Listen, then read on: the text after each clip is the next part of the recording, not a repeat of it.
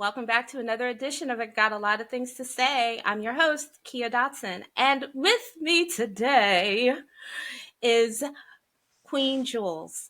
Yes, I know. She's another TikToker. I like TikTok and I like interviewing TikTokers. If you don't like it, find something else to watch. Okay, thanks. Hi. Hey. Hey, girl. And Hey. hey, girl, hey. And unlike that, my other guests, we actually know each other Yes. outside Yep. of TikTok. Like, we have spent time together. So, Time and like this deep conversations. time and deep conversations, and at one point, a very expensive dinner bill. I Oh still my. like, I don't know who we ah, thought we were that night. ballers. We thought we Yes, were right. ballers. That's what we thought. Because I was just sitting there like, yeah, this is great. Oh, oh, oh, Mm. oh. OnlyFans is looking really good right about now. Right. It's like my feet are cute. My feet are I cute. I think was, somebody's got to I like these could toes. I could get somebody for this. I could Yeah. get somebody for this. But we had a fun time though. That was like a really great night. And I think I had just had surgery. Yeah. So I needed to get out. So Oh, and we then I went just saw out. you. We Oh, did. we went out. We went We went out. to a And then I bar just saw you. afterwards. Do you remember? Yes, I do remember. It And I was remember very the loud. name of the bar. And it was very loud. And they were playing a lot of Biggie music. Yes. Because You're I right. felt like we went out. It was Halloween or something. Because I feel like people Yes, had they on were dressed. They costumes. were People dressed. had costumes on. Yeah. Um, but that was fun. And then I just saw you Saturday. Yes, you did. um, so and I took you to like one of my favorite places here in DC. So I'm neurodivergent. My whole thing about my podcast is that I talk about things through a neurodivergent lens, not so much how neurodivergency fits, Mm. but just know that as I'm a neurodivergent host, so I may talk a lot. Um, that happened my first episode. I think I did a monologue for like 15 minutes. A And my best, soliloquy. it was a soliloquy, okay? Yes. And my friend was like, so my best friend Sheena, everyone should have a Sheena. She's my partner, but she's also my best friend. And she will sometimes look at the videos and she's like, I I clocked how long you talked. And it was like 15 minutes. And I was like nonstop. And she's like, yes. It's an apropos name for a podcast. Like, make that title work. You got it. And I'm just like, oh, okay. So I had to go in and edit that. But um had to cut it down. So, and I talk about it a lot just because I want it to be more normalized, especially in the Black community, because I Mm. don't think it gets normalized a lot.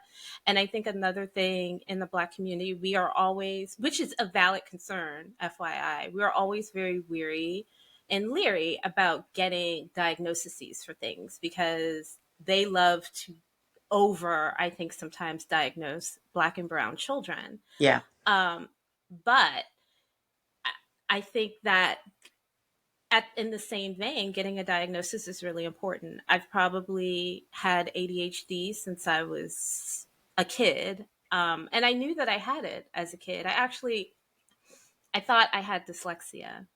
Ah. And because I watched a lot of TV. A TV was like an escape. And I think one of the sitcoms I watched had the special episode about the kid that had dyslexia. And Yeah. I'm like, I think I have that. And I remember telling my mom, and my mom just kind of looked at me and she was like, I don't think there's anything wrong with you, but we'll get you tested. And I'm like, I already knew I'm not getting tested because you don't think there's anything wrong with me. So I'm never going to get tested for this because you don't think Right. there's anything wrong. And so I just spent the rest of my life not fitting in, not understanding why I don't fit in, masking a lot, which is incredibly exhausting. And we can Yes. and we can talk about that. Like I masked so much in school and in my private life and around family that I would come home and just be tired. And my mom kind of didn't understand it. And I couldn't really tell her because I didn't really understand it either. I was just like, I'm tired.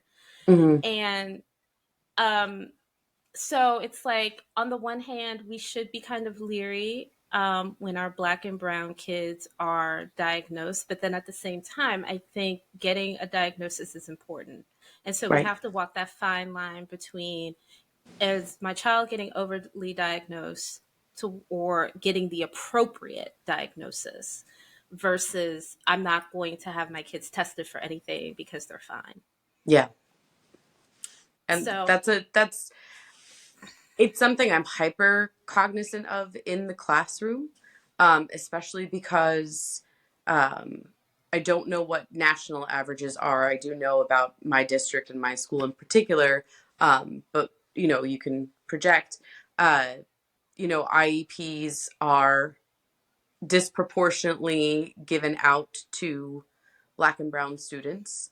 Um, I love IEPs for the purpose of giving students what they need, mhm. but they're not always used in that capacity. And oftentimes it is a way to kind of sweep things under the rug, or, medicalize an issue that, that they see in Black and Brown students, when really it could be about the teacher's methods, or it could be about, particular needs not being met that could be met outside of an IEP, with the intent of like more restrictive environment. So it's something that I keep So, on my radar, especially when talking with admin. so as you guys can guess, she's a teacher, The teacher. um, and you teach middle school, right? No, I teach upper elementary. Oh, like the fifth graders, third, Yes. fourth, fifth graders. Fourth. Yep. Oh, I love. Okay, so I love third, fourth grade. I love that age. They're at. So I taught catechism. I'm Catholic, y'all. I taught catechism for 20 some years, from 16 to like 41 or 2 or something. Um, and the long and my longest teaching years, I had third grade, and it was great because they're like coming into their own idea of what they think is important to them and their own moral compass. And sometimes it's going to not be the same as mom and dad. Mm-hmm. Do we have the same diagnoses? Are you ADHD too? Yes. Yep. So I've I got the know my double people. whammy. I know my people from a mile away. Right, exactly. We always know how to find each other, right? Established or like shared enough conversation, enough time together. You're like, ooh, I already know. I already know. It's like, oh, you're autistic and have the ADHD too. Me Yeah, too. Yeah. So tell me about, like, I know you like teaching because you talk about it a lot. A lot of your I do. TikToks are about teaching, but why did you decide to be a teacher? FYI, I went to school to be a teacher and I didn't do it, but That's really funny because I did not. So I did not go to school to be a teacher. I had no desire to be a teacher. I don't have like a romantic teacher story. I was actually an art history student. I just started a 5-year PhD program at the CUNY Grad Center 1 month before 9/11. And I was in the city when it happened. I was already working at an art reference shop on the Upper East Side, and everything changed in my brain. Like, it just, for me, could not rationalize and justify like staring at art while the world is falling to pieces. And so I kind of just fell into teaching back in 2002. I became a New York City teaching fellow. And for teachers who go the traditional route, especially during that time, teaching fellows were always referred to as like the fake teachers. So, you'd be asked like, oh, are you the real teacher or are you a fake teacher? And you would always know what they meant. So I don't mm-hmm. have a bachelor's degree in education. I do have my master's though. And I first started in Brooklyn, and then eventually switched schools many years later. Um, and my approach to teaching has changed quite a bit um, over time. And so, 2024 me will look back at, 2002 me and say like, oh, you got a lot of growing to do. And so, over time, especially when combined with any of like the advocacy work and activism work that I do locally, um, it made me approach teaching in the same way. So rather than just, teach in isolation or teach from, whatever they teach you to teach in grad school, taking an advocacy and an activist approach to education changed my entire, mind frame when it came to teaching, my entire philosophy. And, as I started applying those things, I liked teaching, but that like became a love. Like there was a click for me, just like when you find that you make a connection with someone and you're able to, share some information and it resonates, like that click was happening more often, more frequently. And I'm like, okay, like this is it. This is the zone, this is the vibe. And I'm still here. So I haven't left yet. I haven't left yet. Don't leave. I I know. mean, I understand why teachers leave. I Yeah. didn't even make it to become a teacher. I think I did some pre-practicums and I was in elementary education for like 2 years. And as much as I love the students, all the other bullshit, I was like, I don't want to have to deal with this. I don't want to have to deal with a parent who feels their kid is being picked on Hmm. or there's nothing wrong with my kid when my goal is to make sure that your child learns, Right. but also to make sure that your child has the resources that they have to go out in life. And I was like, if I could just teach and be around kids and not have to deal with all the other stuff, yes. But having to deal with all the other stuff and parents, I was like, I don't want to do this anymore. And The so politics of it, yeah, for sure. the po- Hmm. I was in an English, so I switched to English lit. I was in an English Comp 101 class, and this teacher was giving out letters from the English department saying, we think you could be, an English major. Um, and I switched. I was like, okay, I'll do this. Okay. I like reading. I like writing. I'm going to be an English major, and I did Yeah. most of my college coursework in English lit with a Okay. minor in journalism. So I guess I was made born to do a podcast. There we go. There we go. So how does I know how my neurodivergency, like how it kind of weaves itself into my life, and sometimes I like to say it's insidious, and I shouldn't say that, but it is, because when I need my brain to work, it decides, oh, I'm not going to work today. I'm sorry, Kia. I have other things to do. Your anxiety is on deck, though. They'll be working Right. for you today. Um, you will not be eating for at least 36 hours, and you probably won't go to bed for 48. Okay, good luck. Bye. And I'm like, okay, but I need to go to sleep and eat for my brain to work. Yeah, but that won't be happening. So, Not good today, luck with friend. Yeah. not today. Good luck with that. And it's just really, it's frustrating and nerve wracking. And I remember this used to be frustrating and nerve wracking when I was when I was in school, because I felt like, and I don't know if you've ever felt this too, but I've always felt like everyone got different instructions than I did. And somehow I didn't get the right instructions, and I'm trying to do something from these instructions and they're not right. And everybody else is fine and they got the right instructions and they're doing it. And I'm just sitting here like, I don't know what's going on. And I've always kind of felt that I never did well in school. I was like a DC student until I got to college. In college, I was like an AB student, but like high school and elementary school, I was CD student. But I loved learning and I loved Yeah. reading. And so I think that kind of helped, because I was like, I was always in a book. I was always reading everything. Like I remember I was at my dad's house with my siblings, and they would make fun of me because I would sit there and read the cereal box and read the entire cereal box. I knew the ingredients. I knew the exclusions to the giveaway because I read everything. And they were like, "Are you reading the whole entire box?" I was like, "Yeah, because I have nothing else to do."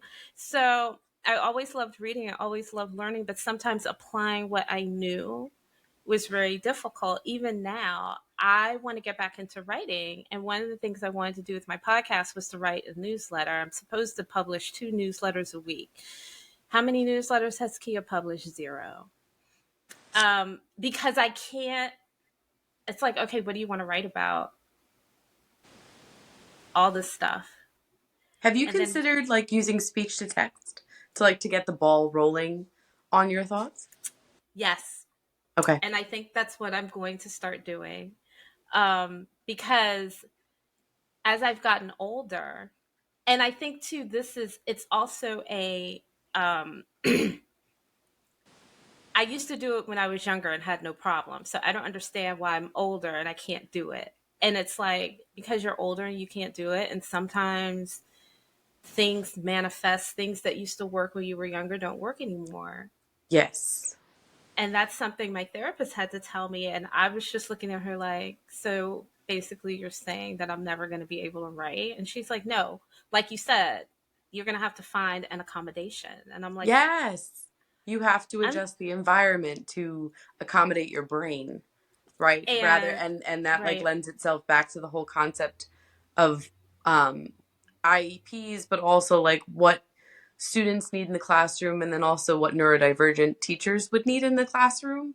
And rather than trying to force all of these neurodivergent people to do neurotypical things, we really need to like broaden our perspective on how we can adjust our environment to make it better work for ourselves and our brains. Yes. So do you feel like, as a neurodivergent person that's in the teaching field, do you feel like we are getting to the point where we are supporting neurodivergent students, giving them the appropriate accommodations, or kind of like how you said in the beginning, they kind of use it to sweep it under the rug? Do you feel like we're getting to the point where neurodivergent kids will have more appropriate accommodations, or are we still like band-aiding things? And do you feel supported as a teacher who is Ooh. neurodivergent? That's a different question. That's a different question. We'll get to that one in a second. Yes, because I've got things to say about that. Okay. When when it comes to students, I think we're headed in the right direction.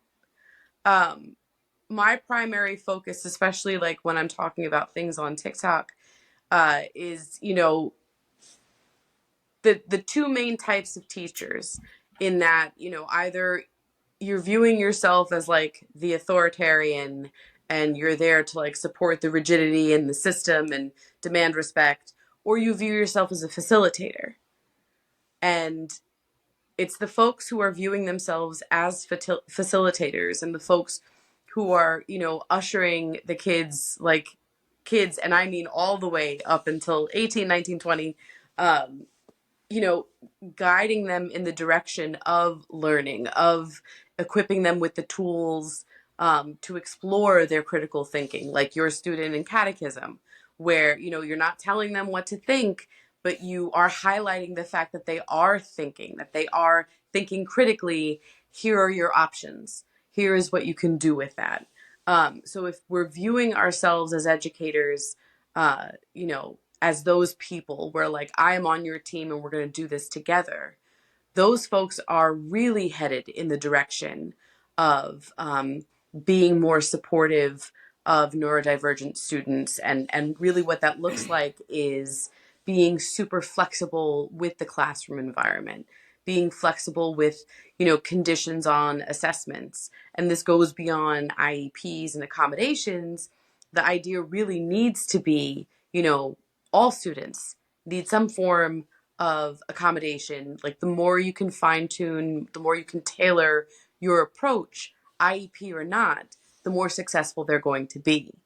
Um, the authoritarians, however, they're dragging their feet, it Mm-hmm. feels.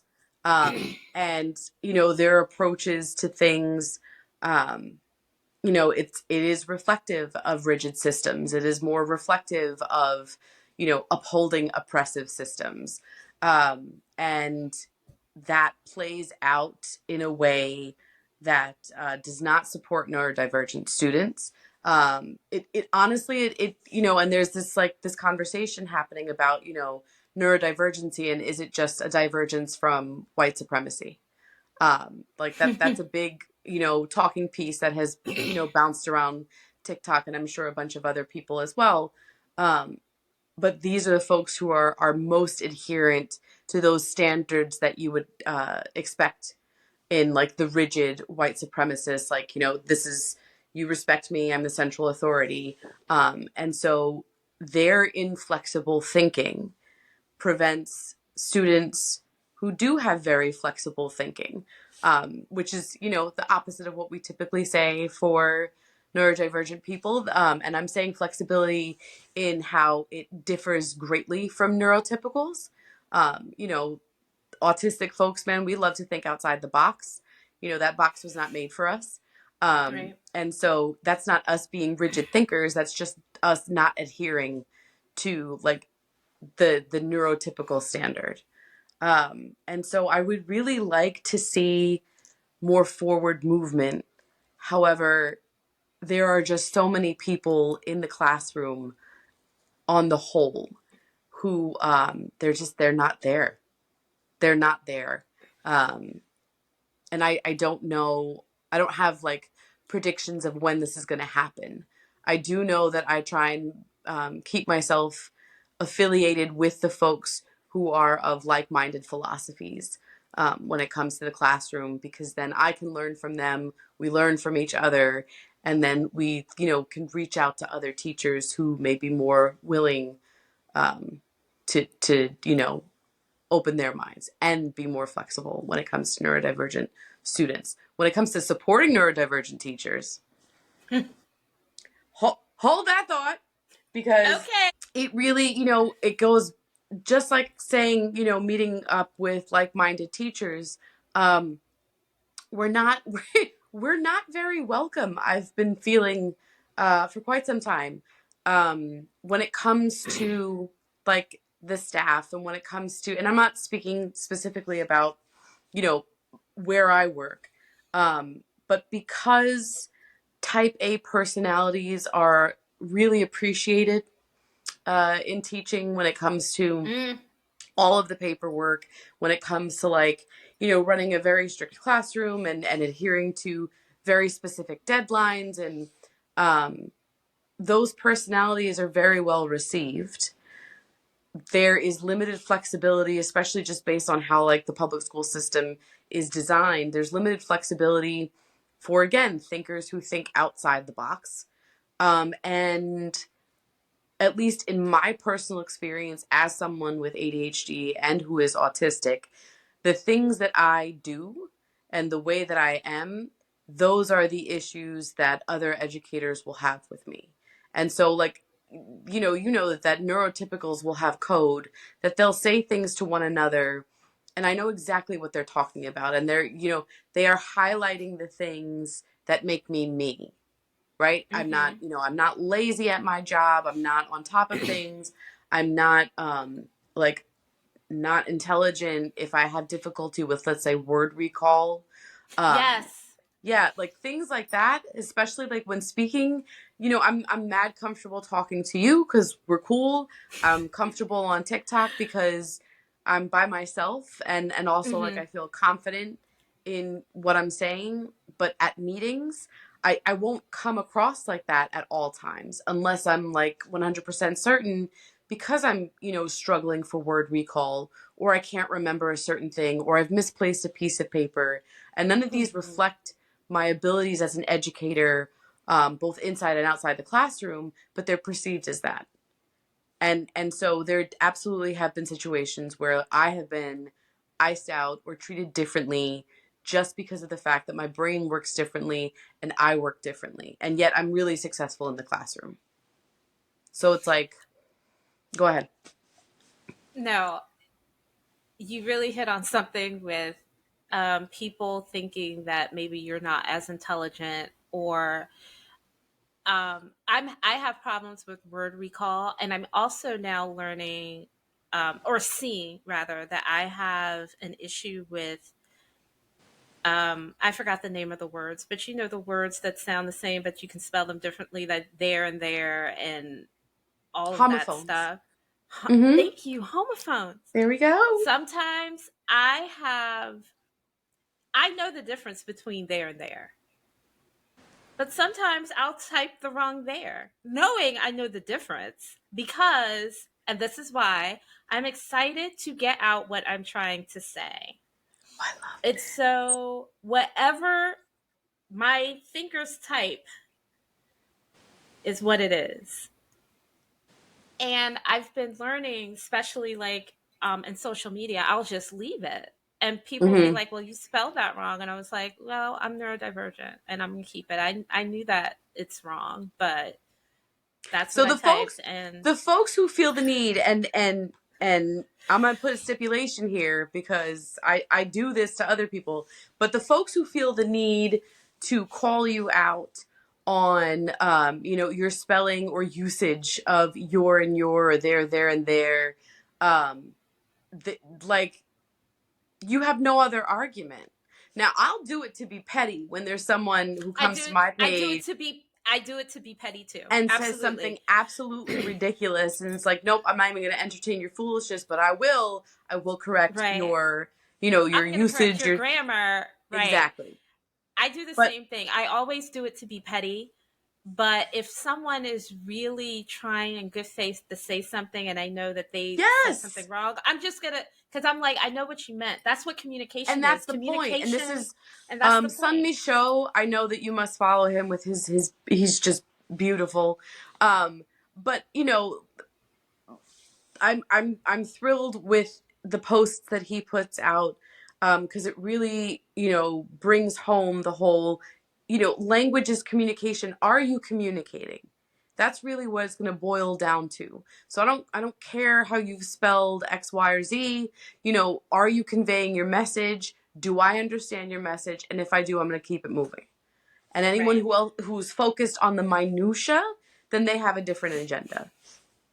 And yes, I this feel, this really puts this this does get used against neurodivergent folks. And then if you want to bring it back to Black and brown students, it's like that nitpicky way that teachers, white teachers, can say like, see, look, they can't do this, and here, and then dismissing other rather, so, factors. and Yeah. here's the thing to that, because I didn't have a white teacher until high school. I went to a Catholic elementary school where the faculty, the teachers, and the students were all black. The only white person was the priest. And technically, the priest is the head of the school. If there's a school attached to a church, the priest is also the head.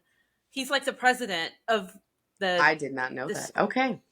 Oh yeah, like the priest can hire, fire whomever they want. Oh, snap. And yeah, so if there's a school attached to a parish, like they also are also in control of that school. Hmm. And so I have black teachers do the same thing, and it's like it made me not want to do certain things because I'm like, first of all, you're a teacher? Why are you making fun of people? Why are you singling them out? I never understood that. Why are you singling them out in class? And I really didn't get singled out a lot because I was the quintessential, I'm good. You tell me to be quiet, be quiet. I'm not Right. going to subvert rules because I'm supposed to follow the rules. And so I'm just going to sit here and follow the rules. There go those oppressive systems again. And I'm like, but why are you making this child feel bad? Like, you making the child feel bad is not going to make them do their work. My son told me today, he said that his teacher said in front of the class, and he was like, and these are the words that she used, because I always ask him, I was like, did she really say that? Right. Did she really say that? That any student who got lower than an 80 on this test, I'm really disappointed in you. And I was like, oh, wait a second, you gotta let me know now whether I can email her or not, because if you really don't want me getting involved, I won't do it. But and I said to my son, who, is in the same grade that I teach, I said, there are so many reasons why a student would score below an 80 on a test, and especially in this particular subject area. And it's horrible to say that you're disappointed, period. It's horrible to do it as like a whole class. Like, what are you doing this for? When has shame ever won someone over? Or Never. when has shame ever been a motivator for someone? But Right. also, like, yo, imagine the kid who gets a 65, 70, and man, they worked hard. And that was their personal best. And it could have been an improvement from thank you very much. Like, exactly. And that matters. That matters so much. And I grew up in the 80s. I think I started kindergarten in 1981. Jeez Louise. We're close in age. 1981. I'm 3 years off of you, so 84 is when I started. And so, that was kind of the teaching of the day is you shame children and make them feel bad. And I was always like, you shame me, but so much though, I'm just not going to do shit. I ain't doing it. And I Exactly. and I've always had this. And my mom would be like, "Well, why didn't you do it?" And I'd be like, "I don't know." Cuz I'm not going to sit there and tell my mom. I just decided I wasn't going to do it. But I was like, "I don't know." But in my mind I'm like, "Well, I got humiliated by the teacher and I just didn't feel like doing anything for her because fuck her." Could, fuck her, and also, what's the point? Like, you're gonna be Like, humiliated in some other way, in some other capacity. Like, this teacher that has already established the tone that she is not a safe space, that she is not like, listen, and when we didn't you let kids know that you are on board, that you are their number one cheerleader, like, yes, they are still working for themselves, but like, mhm. they want to make you proud. And so And like they use that. I really didn't have a teacher like that until high school. Like, even though all of my teachers were black in elementary school, I was like the odd black kid, and so I was bullied a lot. I was even bullied by teachers, and I never told my mom because I that's another program. But But I but just but kind of pin that, because teachers as bullies should be a whole other topic, because that is very real. teachers as bullies should be a whole other topic. I didn't really get a supportive teacher until high school and then college. And I think by the time I got to college, I feel like the education system really started understanding about ADHD. And Hmm. because that's when I got my first diagnosis of ADHD at 32. I was 32. Wow. Mine came at 40, but I still think like I don't know. I think I'm happier to have received it later than that. I don't know what I would have done if I I received. I think I'm happy to part of me is happy to receive it later only because I think if I had received it when I was a kid, the way I feel, first of all, no one was checking for the black girl in the hood about some ADHD. The only people in the 1980s that was getting ADHD diagnoses was probably White rich boys. white boys. Yeah. Like, and girls, regardless of what race you were, weren't getting Right. diagnosed. This was a white boys thing. And you put them on Ritalin and and put them out into the wild. And I don't know if I would have wanted to just because they would have just put me on medication. Right. And I'm on medication now. I got my second diagnosis at 43, and that's when I decided to go on medication. And I was very, very adamant about with my psychiatrist, I want to be put on the lowest dose and work Hmm. my way up. Do not give me 25 milligrams or whatever the average dose is. We go, what's the lowest you can give me? And she's like, 5. Okay, we're Yes. gonna start out at 5 milligrams. And she's just Yep. looking at me like, what? It's amphetamine, Right. lady. You gonna give me this 5 milligrams of this amphetamine, or I'm just not gonna take nothing. How's that? Okay, we'll do 5 milligrams. Okay, I got used to the 5 milligrams. So I was like, okay, we can do it to Bump 10. it. Yep. I bumped it to 10. Towards the end, we bumped it to 20, but this is how she did it, and I loved how she did it. I got 60, 10 milligrams of Adderall. When I needed the 20, I took it. Okay. If I didn't need it, I stayed with 10. On the weekends, I didn't take it at all unless I Yeah. needed it to do something. Like if I was going to rearrange my closet, if I had to clean or do something that really I needed concentration. I know people are like, it's cleaning. You You know, don't understand. it's even just about being able to start the task. I'm not getting shit done if I don't take it I on the weekend. I'm going to now show you. Pan to the side. That's my counter. Look at all the Mm-hmm. stuff on there. And people are like, "Oh, that would take 15 minutes to clean." That would take you You 15 minutes to clean. know, That takes me like 3 neurotypicals hours. need to chill. They just need to stop. That would take me 3 hours, and I'd be because okay, this can go here, this can go. But wait a minute, this is also this, and I can put this here. But wait, no, I'm gonna put this here. That counter has literally kind of been like that since I moved in here. I moved in here 3 years ago, and Yeah. it's pretty much been like this. And I'm just like, and you go, I have too much stuff. Like that's one of my goals. As you know, I'm supposed to be moving to Brooklyn. I'm just praying We're that I Brooklyn at. get a job and some nice rich man will take me in and let me move into his basement or something. Details. Um, Details. Details. I'm supposed to be gone though by May. We all know if we're gonna make it. No, I'm gonna make it. Yes, But you are. one of my goals is I want to get rid of 30% of my stuff because I have too much stuff that I don't use. And it's causing okay, where am I gonna put all this stuff? I don't know. Just dump it and be done. The doom piles, man. I have two I'm looking at right now in IKEA bags. Yes. Wait, is it the big blue IKEA bags? Yes. Yeah, that's one what is I've done it. One is in an IKEA bag, and the other one is in those big TJ Maxx Marshall bags. Guilty as charged. And that is stuff. And the TJ Maxx Marshalls bag. So I have a balcony, and when I first moved in, I downsized apartments, so I had more stuff than the space I had for, and I didn't have a storage unit because when you live in luxury apartment buildings, they're not luxury, first of all.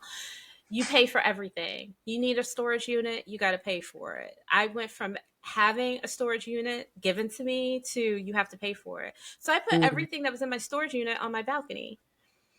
And it's Listen, smart. See, you're already ready for New York. Like you've already got the New York I vibes. You're using the balcony. You could I put stuff in the stove. You're good. stove I just put everything on the balcony and didn't use my balcony for like a year, and then two of my good friends came over, the ones you met on Saturday, came over and was like, "We're gonna help you clean your balcony." And I was like, "Okay." And Those are so they good helped. friends. I have really good friends. I'm truly blessed. We're gonna take time out to like talk about all of Kia's excellent friends. I call five besties, and they're all married. And then the two you met are married to each other. um, and they are absolutely positively wonderful. And I kind of call them the squad because I don't know what else to call them. And they're absolutely positively wonderful. One of them is a guy, Felix, and um, people say you can't have guy best friends. I have a guy best friend, and you Those know, people are silly. You can and absolutely. Yeah, that's wonderful. he's married, and I love his wife Ashley. And sometimes I go, Ashley, I really don't know why you put up with this, like. But he's a really good guy though, and they're all just really great, wonderful people, and so are their spouses. And so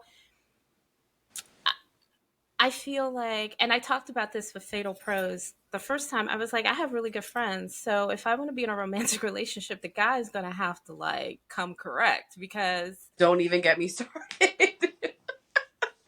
because I'm like, I have these people right here. Yeah. And they're wonderful. And they're Reliably wonderful. wonderful. Reliably wonderful. Like Felix was like, "Oh, me and Ashley, we'll drive you up to New York," and I'm like, "What?" I didn't even ask, and I'm like, "Are you sure you don't have to do that?" Because I'm so used to, okay, I have to find a way to do it myself. Mm-hmm. And then Josh and Laura's like, "Oh, we'll if you could get the U-Haul, we'll drive the U-Haul up there," and I'm like, "I didn't ask y'all to do that either," Right. but because my thing is, okay, I'm gonna have to find a way to get this stuff up here. I gotta find a way to get myself up here. I was just gonna take the train and put everything in one of them pods and have the pod people Stop. move it. No. Like, because I was like, okay, because I'm not gonna, and they were just like, nah, man, we're not gonna let you do that. We're gonna move you up there. Okay, thanks.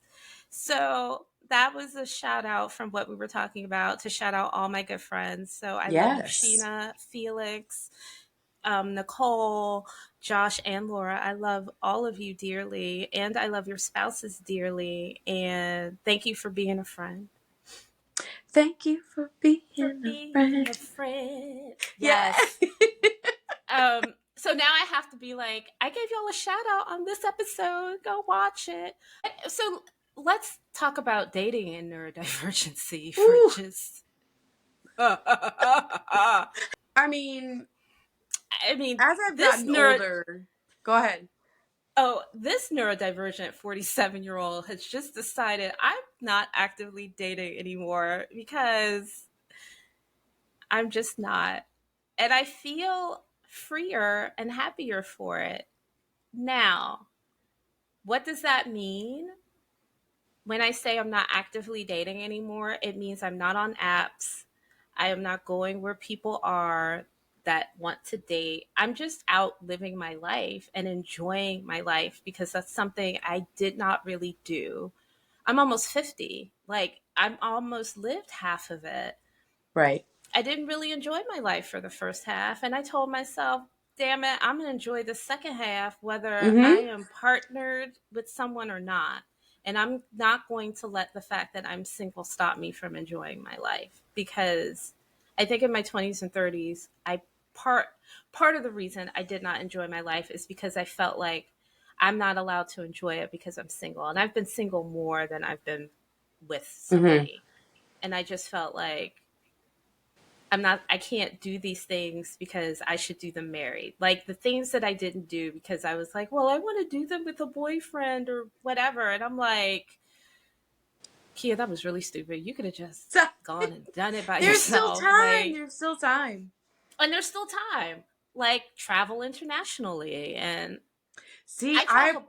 you and I are quite the opposite when it comes to like how things played out. Like so with schooling, I like excelled in school, but like reading was really hard for me because it was hard for me to maintain focus. And then with dating, um, like, oh, so much regret. But but I would do things by myself. So I did. I I the did friend some that I things by visited after myself. I saw you on Saturday, Yeah. she was posted in India, but she was working during that time. She's a diplomat. And I went to India and I stayed with her in That's New my Delhi. bucket But list to then do. when it came to like touring, and I did like a 3 or 4 day tour toward the north, I was by myself. I was by And myself. I have traveled, so I have done certain things by myself. Like there are things by myself that some people are like, oh, I would never do that by myself. Like I go to restaurants by myself, I go to movies by myself, I do a lot of those things by myself. I've traveled domestically by myself. Right. um Internationally, but not yet. yeah, I haven't been out of North America. I'm working on it, y'all. That's But that's the yet. The yet. that's If the anyone, yet, that's the whoever's watching yet. this, y'all are gonna go to YouTube and you're gonna look up Janelle Monáe's The Power of Yet. It was on Sesame Street. It is the most dope video ever. A little clip, Happy Muppets. It's beautiful. The Power of Yet. There Yeah. you go. So not yet. I have my passport. I haven't used it yet. And it's like I have no problem with going internationally anywhere by myself. I kind of have this weird sense of I'm going to be fine, nothing's going to happen to me type deal. And I'm already kind of naturally untrusting of people. Hmm. So while I do have a very bubbly personality and people say that a lot, if I'm by myself, I'm what do you want? Like I Yeah. automatically have like resting bitch face. Again, Like, what do you you want? are so ready Why are for you over Brooklyn. here? Brooklyn is ready for you. So, Okay. To all the Brooklyn viewers out there, y'all are like really nice. This one lady, I don't know her name. She was an old black lady. Thank you so much. She helped me get to somewhere I need to go because the train was out and I only knew how to get there on the train. And she was like, "Oh, you're going to catch this bus," and stayed with me until the bus came and made stop. sure it was the right bus I was going to be on. So, y'all Brooklyn people are very, very nice. Y'all really are. I People talk about New Yorkers all the time, and I'm like, they're really nice, but they mind their business. And I can respect that. Yes. They're like, look, I have my earphones on. I'm not really trying to get. They mind their business until it's time for them kind of not to mind their business, if that There makes you sense. go. And we're real about it, And you're right? real about it. And I'm like, I can respect that because I'm going to mind my business until it's time for me not to mind my business too. Like, if I feel like you need help, why are you bothering her? What's going on? Yep. But until then, I'm put my earphones on, I'm minding my business. But um, Brooklyn, I'm ready for y'all. Y'all are nice. And if you just see some crazy black lady just cheesing it up, saying hi to everybody, cats, dogs, inanimate objects, that's me. Just be That is like, you. You were saying hello to the dogs this Saturday. I did notice. I was yes, like, that's just so sweet. I I love animals and babies. And I will Hmm. say hi to any animal and any baby. I don't care if the baby doesn't like me, starts crying. I'm like, I don't need to hug you or nothing, but you're cute. Hi, baby. I will talk. And sometimes I will sometimes talk to any kid or animal that comes up to me. I will just start talking, and adults, depending on the adult. Um, This is why I'm a but teacher. like depending on the adult, I may be like, I really don't have anything to say to you. But kids and dogs and cats. Oh, and I'm also gonna have two cats. So if you see two cats in a stroller on a leash, I'm walking them. Just pay no Stop. attention to me. Just pay me no mind. Just be like, that's that podcaster that said she was gonna move to Brooklyn with cats in a stroller. There That's we her go. right there. Yes. Yes, that would be me. Pay me no, never mind. I will probably talk in a southern drawl. Don't worry about it. It's okay. Just Brooklyn's nod and ready for you. wave. Just nod and wave. Just, Be like, oh, that's that crazy chick. Okay, hey, how you doing? Hey, how you doing? Because that's how I'm gonna say it. Hey, how yes, you it doing? is. Where's the Uh, bodega cat? I heard there's a bodega cat here. Can I see the bodega cat? stop. Yeah. They'd be like, this lady comes in here all the time about this damn cat. Yes, that's me. I want to see the cat. Like, Oh man. okay, so getting back to the point, I knew this was going to be a fun episode because we were just going to be all over the place. Um, so I have decided to not actively date. That does not mean that I wouldn't be open to a relationship, but it's going to be a lot different than I think how people date now. And I'm almost guaranteed that no one's going to want to deal with me. Stop it. No. Well, those Like, people who don't want to deal with you, they're missing out. So, like, and from that perspective, that kind of like brings us back to staying single. Like, you don't want to deal with me? You don't want like what like it's and that's where my head is where it's like no, I'm dope. I'm dope. Like and you don't want okay. Like it's your and loss. I, I almost feel mm-hmm, greedy and selfish. Um but but no, because just like with your squad, you yourself and for me myself, like I'm reliable. I know I'm a good time. So mm-hmm, if you're gonna try and get me away from the one person or the the friends who I can rely on for safe space, good conversation, just like a good time. If you're going to pull me away from that, you better step it Yeah, up. You better be you have better than that. you have to, because my friends have already, we love you, we're going to support you. Like when I told Yes. them I'm going to do a podcast, oh, you should, I mean, oh my gosh, I can't wait to hear it. Just support, follow what's going on. I can't find it. Where did you put it? Tell me where it is. Do you need me to be on there? Because at first I was like, I think I'm gonna need some of y'all to be on this podcast, You're because going to I interview the have, dogs and the cats from the street. That's what you're going right, to do. because I need some guests. So, and they were like, yeah, we'll do it. And then I don't know what happened. I started just getting guests. I just was like reaching out. I think I was telling you Saturday. I was just like, hey, I'm doing a podcast. You want to be on it?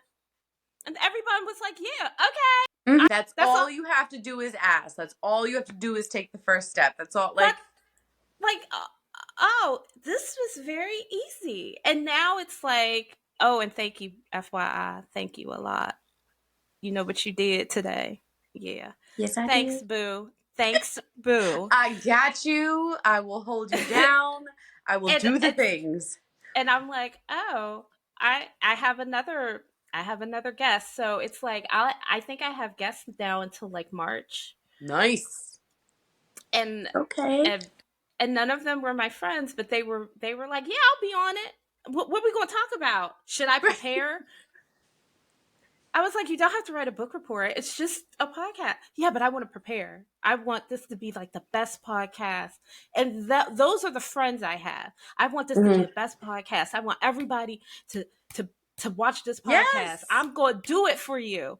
So if a guy can't bring that to a To bring relationship, that energy. Yes. and so far I haven't dated anyone that has, but to be fair, I'm a reformed pick me, and I don't do that anymore. I'm I will serious. say. So, uh, I'm just gonna touch upon then we can move on. But while I was in DC, Mm-hmm. I was like, there's this person that I was supposed to link up with, and thinking about like, no, I really want that energy. And I kept thinking, like, this is what I want. Oh, that person is like that.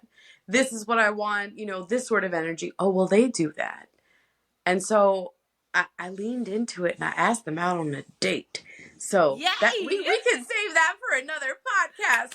But I figured, like, also giving ourselves permission to like keep the open mind and say, like, wait a second, are your eyes open to what those people are giving you? 9 times out of 10 they're not. Like let's be Right. real, right? They're really, really not.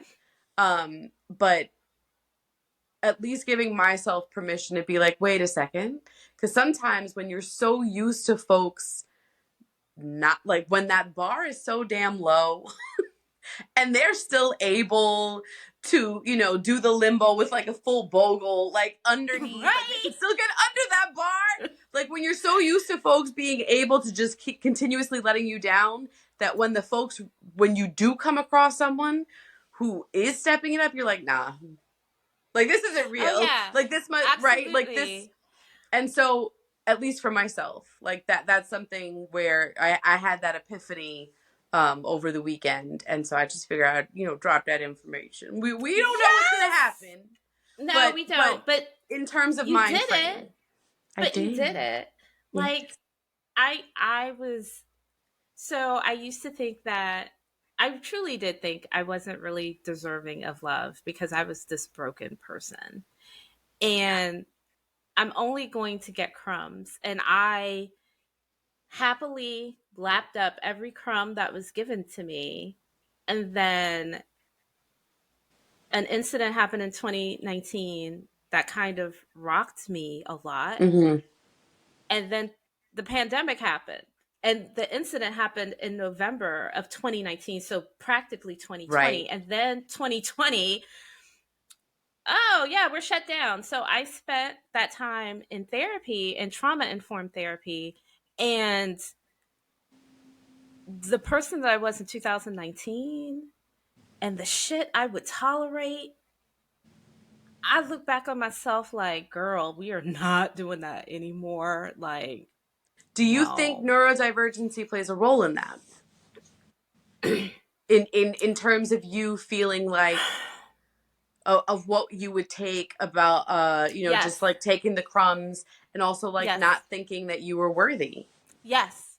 Yeah. That and I'm a sexual assault survivor, so that coupled with that Right. just made me feel like, oh my God, no one's gonna want me. I'm fucking crazy.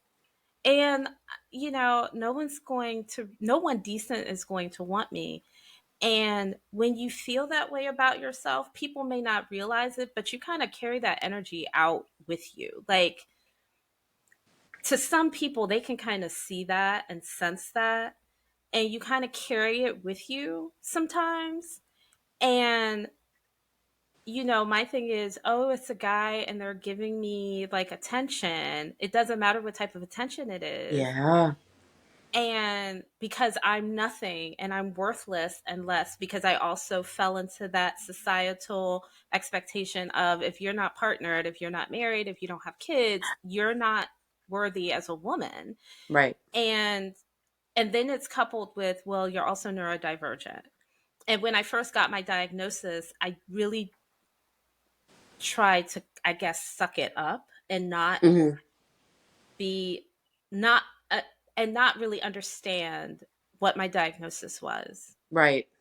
I refused medication. I started taking medication the second time I got diagnosed. And I was like, I need medication, so I'm going to take it.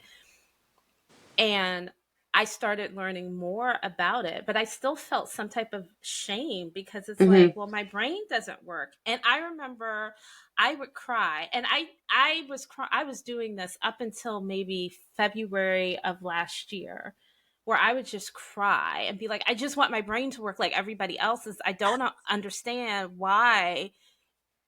what's not clicking. Hmm. And I was like, but your brain doesn't work like everybody else. And I think by June, I was just like, but it doesn't work like everybody else. And Yeah. that's okay, because you have an amazing imagination. You've written a book. I've written a book. Um, you've done all this stuff and you have this wonderful perspective on the world. The reason you have all of that is because of how your brain There we go. work. It's how Yes. your brain works. And if you aren't going to be kind and generous and loving to yourself, and give yourself grace for, this is how my brain works, and I'm not always going to be perfect. I'm not always going to say the right things, and not be so worried about it, and not to mask anymore. Yes. Oh my goodness. And when I just decided, like, I remember telling my therapist, I said, I think I'm not going to mask anymore. And I'm just going to be me, because I'm tired of doing it. I'm tired of crying in my bathroom thinking I'm this horrible person with a broken brain, because Right. society is telling me, well, you do have a broken brain, and all of this. And I'm like, I'm tired. I'm not going to do it anymore. And whoever doesn't like it, fuck it. I don't care. I'm Yeah. too old. I'm too old and I have no And more too fucks to tired. give, and It's too tired. exhausting.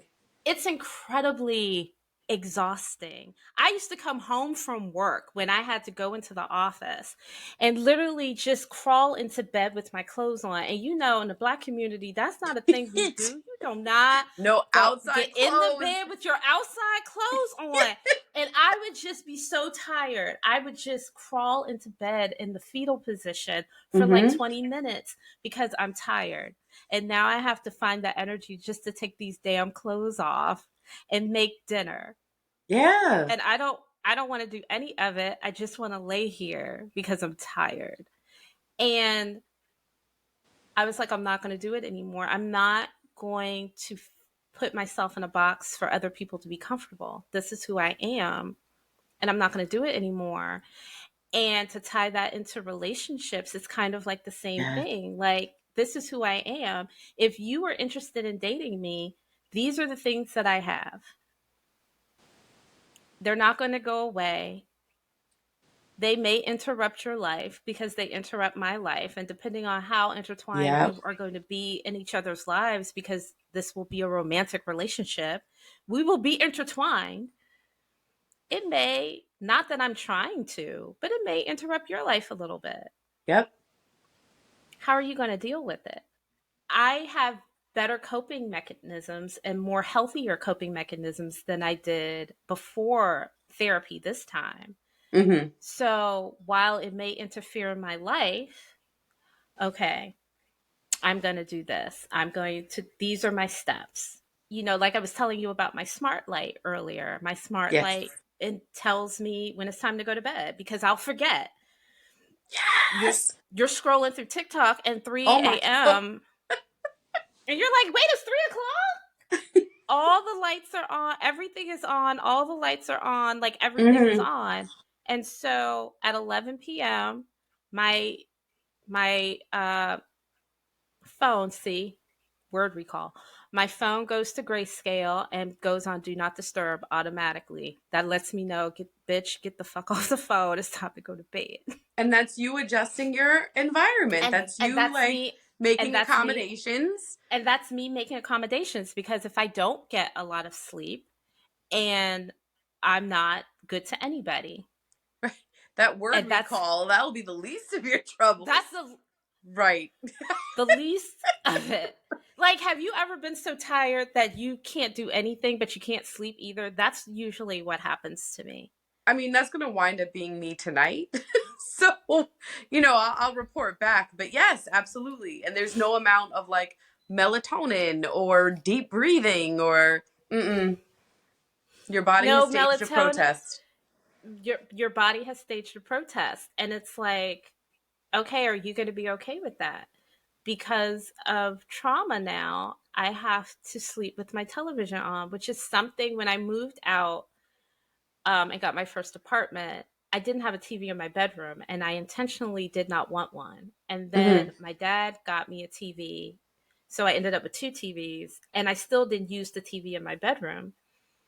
And you know, 2019, I had to start using it because I did not. I had to have something on, or my mind went to Yeah. really dark, bad places. Now, if you're in a relationship with somebody and you are living with them and you are sleeping with them, they may not be able to go to sleep with the TV on. You know what I mean? Like Right. those little ways of how your life would kind of be disrupted. Could I make a different accommodation? I probably could. I probably could have sleep sounds or something. But But they it's like too, like they could put plugs in their ears. Right? So how flexible, and I can how bring that back to flexible teaching. How flexible are you flex going to be so that the person that you're with, the person that you're supporting, the person whatever, to how, have that so that they can be successful? Where is that on your radar as a partner, where as an educator, right. as a fill in the blank? Right? And so my and right. And so my thing is, so far I haven't met a lot of men who would be accommodating, who, not to say that they're not out there, because I'm pretty sure that there are. I haven't met them yet, and I haven't met everyone in the world. But from my lived experience right now, it's like, I've seen selfish, I've seen inflexible, I've seen unaccommodating, while you, the man, want all of those things. You're not Correct. willing Yep. to give them to me, Yep. but you want all of that, but I can't give it. And so it's like, yeah, I think I'm going to be doing things a little bit differently. You have to be okay with this. I'm going to trigger. Yeah. I'm are you going to be okay with it? I may not want to have sex with you today. Like, I may that's not want you like to that's a, touch me again an oh, today. I stay may not want off. you to touch me today. Are you going to be okay with it and not getting your feelings and be like and be like, "Okay, you know what? Cool. I understand. You don't have to worry about it." And those are the things that I'm kind of looking for that I have with my friends, because my But see, friends understand and my you realize friends like get what it. you just said though, going back to like the bar being so damn low, that's like basic human respect, right? Like you're not even at like that whole idea of like, can you just respect the fact that like my brain's just not into it right now? And This is what we're imagine asking. asking, and imagine Right. like not even getting that, and just being happy for, oh my god, he texted me today. Uh And I'm like, and now I'm just like, girl, if he don't text you every day for at least the first 3 weeks or whatever y'all are talking, I don't care how busy you are, because if you wanted to, you would. let that And linger. Let that simmer. and Yep. if you don't want to, I'm not gonna force you, but I'm not gonna be making no effort either.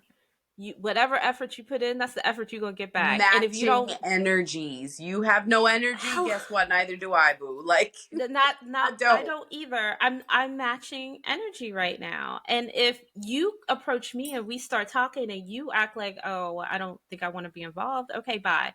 If, well, I'm not ready for a relationship, okay, well, you're not ready to have sex with me either, because I won't be doing that unless we're in a relationship. So Yep. bye. Next. Next. And no, you won't be doing, there won't be any coercing, uh manipulating or any of the sort. Like, go ahead, go on about your business. I think I'm through with a lot of things, and I really think I want to be friends with the person first. So if you're okay with us being friends and doing friend things, so I know that you're a safe person to be Yes. around, then we can rock. But if you're like, well, I got other girls, oh, well, Okay. you got other, if you got other bitches, I suggest you go find the other bitch, because I'm not going to be that bitch, okay? Like, if you got other bitches, that's cool. Have other bitches. I don't care, but you need to get the fuck off my I'm not one of face. them though. I'm It not one ain't of me. them. It ain't me. I don't care. I don't care. Bye. Right. And so, which is different than what I did before. Yes. Cause, Because oh, it. you don't want to be in a relationship, okay? And it's like, Kia, but you want to be in a relationship. Why are you entertaining this foolishness? Don't do that. I don't do that anymore. I'm not entertaining foolishness. You want to It be goes foolish? back Find to somebody like else. understanding and knowing your value, right? Like where you before didn't think that you were worthy, and me the same, hands down. uh and then now realizing that we, like there is so much value here, and I need to protect this, and save this for the folks who do see the value that I see. So I'm gonna hang out with my friends, right? I'm gonna hang out with me because I'm dope. And and if you cannot come with the same energy that I give myself and that my friends can provide, then there's the door, and we're good. Thank you. Next. Now Not even thank you. serving. Disrespectfully, you may Right, leave. disrespectfully, you may exit stage right. Yeah, Okay, yeah. we're now serving number 91. Number 91. Like, well, wait, Mm, two, you were number 90 and I dismissed you now. I'm on to 91. Do you have 91? You don't? Okay, go ahead. And when you it's, get to 99, Jay-Z will start playing, but a bitch ain't one. It ain't gonna be it ain't, if you right. having boy problems, I feel bad for you, son. I got 99 problems, but a punk ain't one. Okay? There we go. Yeah. Hit me. All right. I too can rap. I Yes. too can rap. Oh, it's, we are at like the hour mark. And we had a lot of fun. This Yeah. probably was the most fun one, and probably because we're the same person but we're not, if that makes Yeah. sense. Yes, it does. It really does. We're like a photograph, like but with like the negative, where Yes. yes. Yes. So, um one final thing. Yes. If you had the chance to run a school, Ooh. how would you run it? And what would be like the most important mission statement of that school? My autistic brain cannot give you a mission statement off like the dome. Oh, um, it but could be a rap quote for real. right, Like a mission statement is a mission statement. No can there be we a go. mission statement. Like no. Well, what's your mission statement? I just told you no. It's no. There- That's my mission statement. That's my mission Um, statement. My focus would be um, really hardcore like almost like another, not a grad program, but like retraining teachers and incorporating so much culturally responsive sustaining education, trauma responsive education, like abolitionist teaching.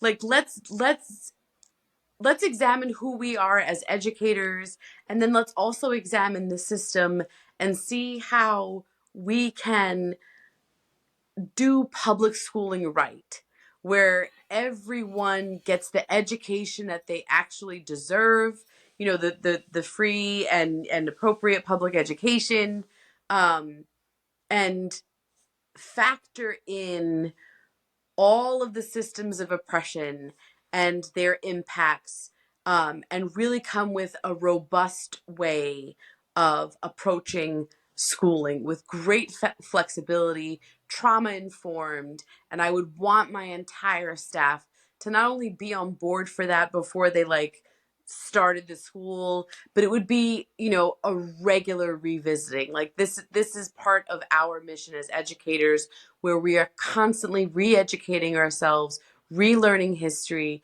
and it is an intrinsic part of being part of this school, that there is that training component in addition to this you know, comprehensive program and curriculum and way of looking at students. It has to be twofold, where you are educating the students and then the teachers are continuing their education. And that isn't happening, and I would love to see that in a school setting. That would be, oh my god, that would make me so happy. Yes. that's that's absolutely beautiful and something. I mean, even as a private school student, that is something that I did not have, and people Yeah. just automatically assume like, oh, you went to private school. Like I'm like, it wasn't that type of private school. It's kind of like the type of private school Biggie went to. It's kind of like the private school in Sister Act 2. Like that Yeah. type of private But wait a school. second, no, Lauren Hill tore it up. No, we want that Okay, private. we love So Lauren Hill my here. vision of a schooling with some like Lauren Hill. How about that? But when I say private school, people think like, you know, Bougie. Yeah. bougie, ivy on the building type of deal. I'm like, I didn't go to one of them type of schools. I didn't go to one of them, but I did. But I must say, I went to three schools, all of them private, all of them Catholic, and you know, my mom's like, great. You're Catholic. You're going to get a Catholic education. Wonderful. Here, I did get a really good education. Good. I wished I wished I had more teachers like you. Um, Thank you. I truly I did I wish I had more teachers like you. I wish they weren't so mean and so rigid and Mhm. authoritarian.